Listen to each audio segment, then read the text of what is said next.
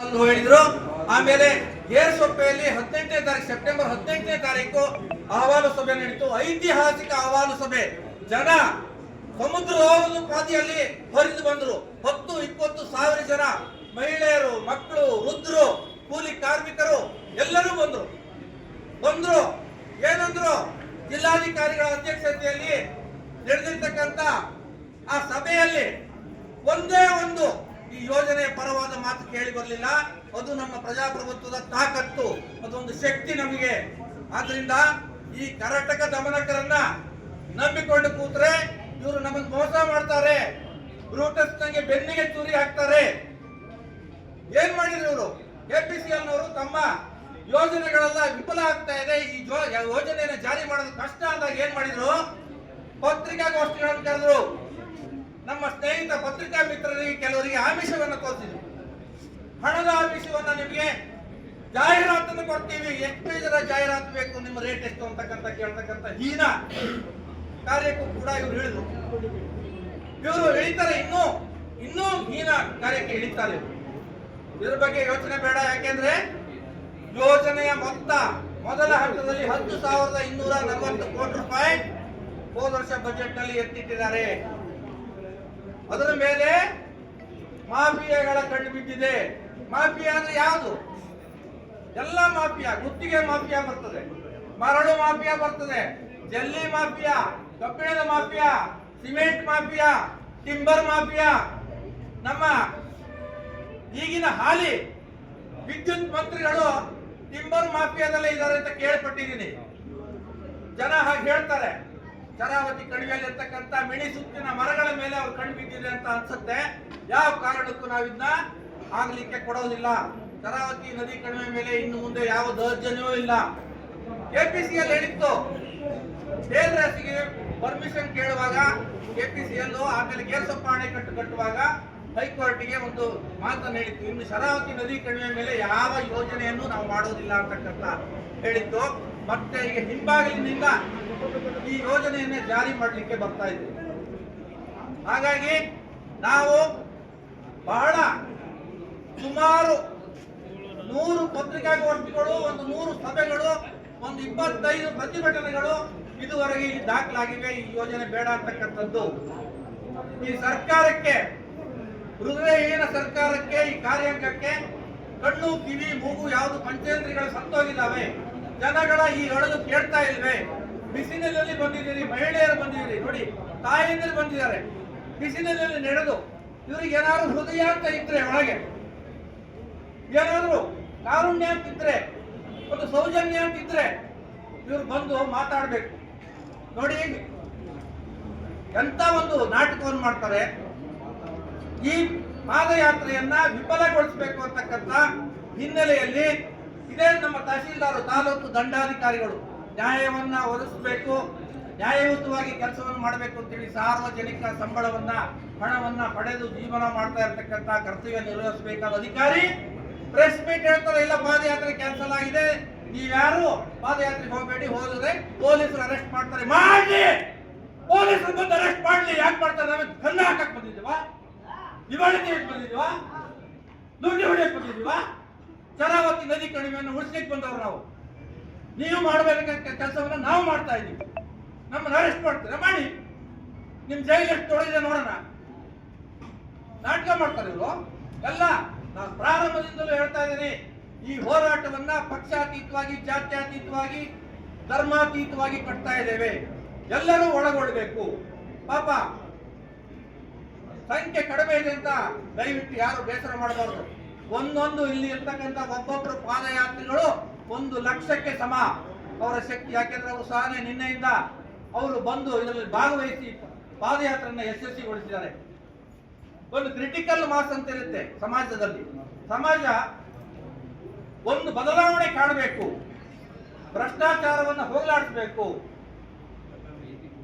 ಅನ್ಯಾಯವನ್ನ ಕಡೆಗಣಿಸಬೇಕು ಅಂತಕ್ಕಂಥ ವಿಚಾರದಲ್ಲಿ ಕೆಲವರು ಹಾಗೆ ಈಗ ಹುಡ್ತಾರೆ.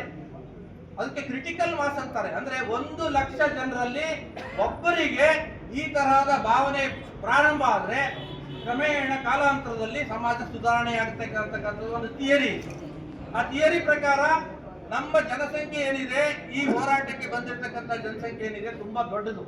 ನೀವು ಈ ತರದಲ್ಲಿ ಯೋಚನೆ ಮಾಡಿ, ಈ ಆಡಳಿತ, ಈ ಕಾರ್ಯಾಂಗ, ಈ ಶಾಸಕಾಂಗ ಎಷ್ಟೇ ದೊಡ್ಡ ಒತ್ತಡವನ್ನು ಹಾಕಿದ್ರು ನಾವು ಇದರಿಂದ ಹಿಂದೆ ಸರಿಯಕ್ಕೆ ಸಾಧ್ಯ ಇಲ್ಲ, ಸರಿಯೋದಿಲ್ಲ. ಯಾವ ಕಾರಣಕ್ಕೂ ಶರಾವತಿ ನದಿ ಕಣಿವೆಯನ್ನ ಬಿಟ್ಟುಕೊಡೋದಿಲ್ಲ.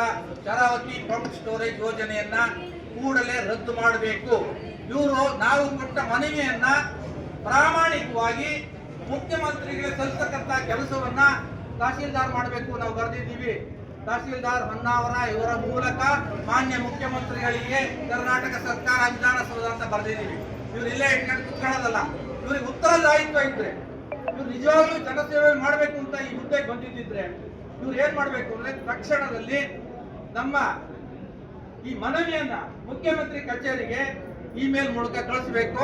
ಅವ್ರು ಏನ್ ಹೇಳಿದ್ರು ಅಂತಕ್ಕಂಥವು ಮುಖ್ಯಮಂತ್ರಿ ಕಚೇರಿಯಿಂದ ಏನ್ ಉತ್ತರ ಬಂದಿದೆ ಅನ್ನೋದನ್ನ ಜನಸಾಮಾನ್ಯರಿಗೆ ತಿಳಿಸ್ತಕ್ಕಂಥದ್ದು, ಪ್ರೆಸ್ ಮೀಟ್ ಮಾಡುವ ಮೂಲಕ ತಿಳಿಸ್ತಕ್ಕಂಥದ್ದು ಮಾಡಬೇಕು. ಅದು ಬಿಟ್ಟು ಇವರು ಪಾದಯಾತ್ರೆ ಕ್ಯಾನ್ಸಲ್ ಆಗಿದೆ ಅಂತ ಪ್ರೆಸ್ ಮೀಟ್ ನೋಟ್ ಕೊಡ್ತಾರೆ. ಇವರು ಇದನ್ನ ಸಹಿಸಲಿಕ್ಕೆ ಸಾಧ್ಯ ಇಲ್ಲ ಅಂತಕ್ಕಂಥ ಮಾತನ್ನ ಈ ಸಂದರ್ಭದಲ್ಲಿ ಹೇಳ್ತಾ, ಬಂಗಾರಮಕ್ಕಿಯ ಶ್ರೀ ಮಾರುತಿ ಗುರೂಜಿ ಅವರು ಕೂಡ ಕಾಲ್ನಡಿಗೆಯಲ್ಲಿ ನಮ್ಮೊಂದಿಗೆ ನಿನ್ನೆನೂ ಜೊತೆಗೂಡಿದ್ರು, ಇವತ್ತು ಜೊತೆಗೂಡಿದ್ದಾರೆ. ಇಂಥ ಬಿರು ಬಿಸಿಲಿನಲ್ಲಿ ಚುಟ್ಟ ಕಾಲ ಧಾರವಾಡಿನ ಮೇಲೆ ಅವರು ಯಾವುದೇ ಇದಿಲ್ಲದೆ ಪಾದರಕ್ಷೆ ಇಲ್ಲದೆ ಬಂದಿದ್ದಾರೆ. ಅವರಿಗೊಂದು ದೊಡ್ಡ ಚಪ್ಪಾಳೆ.